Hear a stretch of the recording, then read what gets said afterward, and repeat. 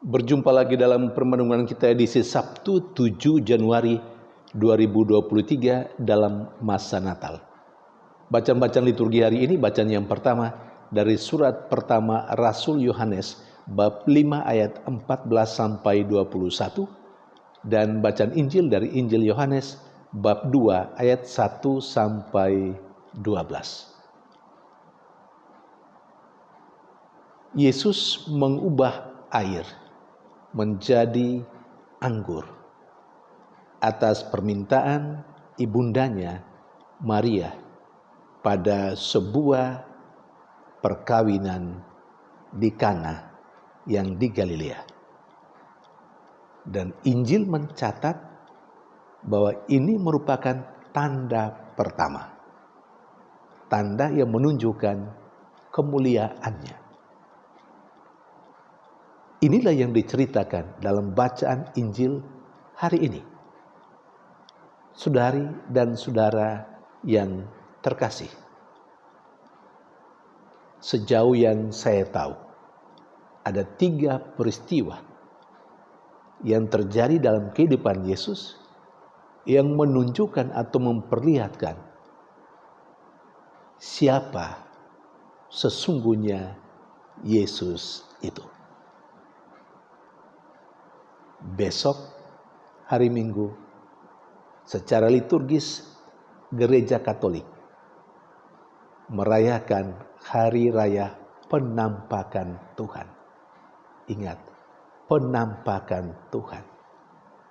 Bagi saya kata ini, hari raya penampakan Tuhan, itu berarti bahwa Tuhan menampakkan dirinya sebagai Tuhan.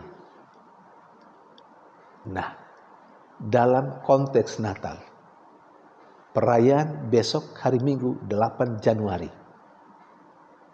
itu merupakan hari raya di mana Yesus yang kecil, Yesus yang baru dilahirkan, menunjukkan dirinya sebagai Tuhan kepada segala bangsa yang diwakilkan oleh ketiga orang Majus yang datang mengunjungi Yesus. Dan ketiga orang Majus itu tahu bahwa ada seorang anak kecil yang baru dilahirkan. Dia adalah Raja bahkan Tuhan. Itu melalui tanda kehadiran bintang. Dengan cara seperti itu, Yesus kecil yang baru dilahirkan sudah menunjukkan atau menampakkan dirinya sebagai Tuhan kepada seluruh umat manusia, sekali lagi yang direpresentasikan oleh ketiga orang Majus itu.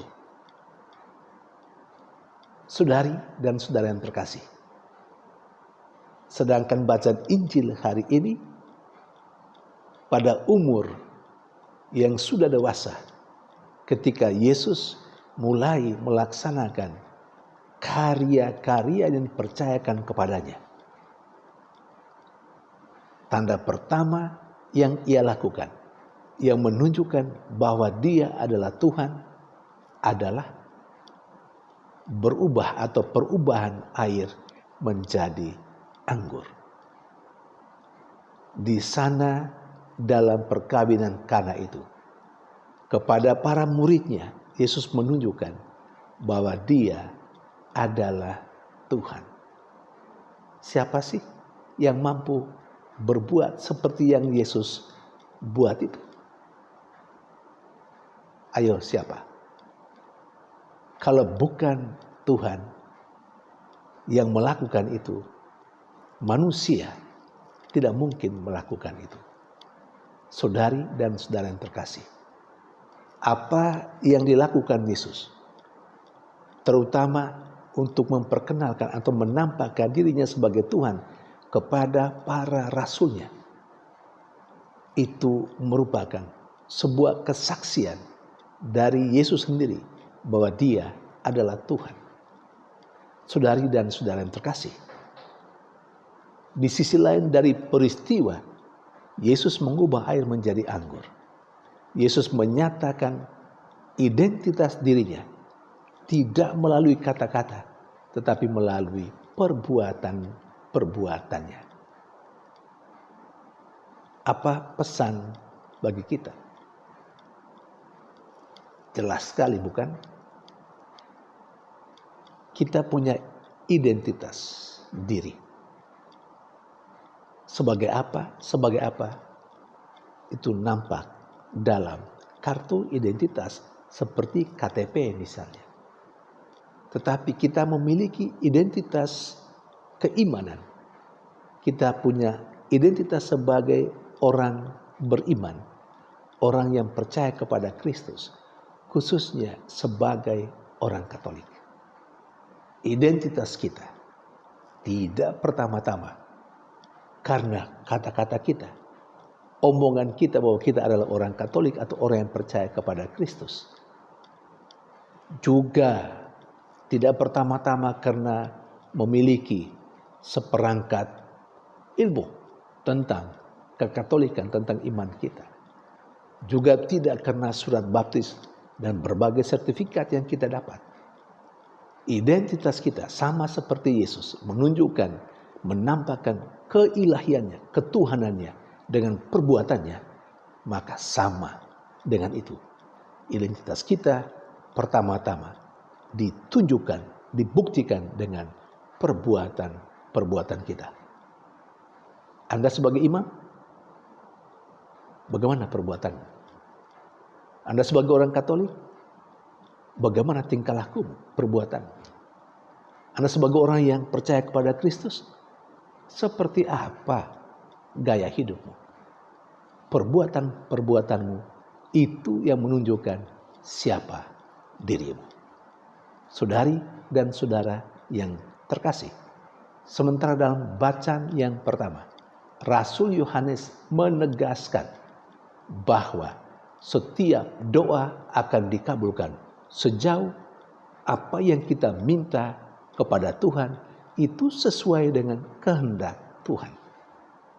Dan poin yang kedua yang juga ditegaskan oleh Rasul Yohanes dalam bacaan pertama hari ini adalah soal dosa. Rasul Yohanes mengatakan bahwa ada dosa yang mendatangkan maut, tapi ada dosa yang tidak mendatangkan maut. Seperti apa itu? Bacalah kitab suci. Bacalah tulisan-tulisan Yohanes dalam suratnya. Ada penjelasan tentang hal itu.